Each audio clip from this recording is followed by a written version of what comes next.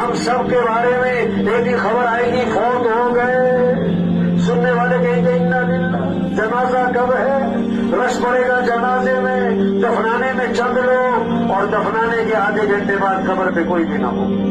کتنا ہی مشہور آدمی ہو، دفنانے کے آدھے گھنٹے بعد کوئی بھی نہیں، وہ گئے سگی ماں کو دفنا کے، وہ گئے سردار صاحب کو دفنا کے، وہ گئے ایم پی اے صاحب کو دفنا کے، آج اپنے پر مٹی نہیں پڑنے دیتے، پھر منو مٹی تلے دبا دیے جاتے، اور مٹی ڈالنے والے کو اپنے اور ثواب سمجھ کر ڈالتے۔ آج زمین پر چل رہے، پھر زمین میں دفن ہو جائیں گے۔ ہاں، 500 کی جوتی 5000 کی، آگے سب ننگے پاؤں، 5000 کا سوٹ 50,000 کا، کفن سب کا ایک ہے، وہ مرنے کا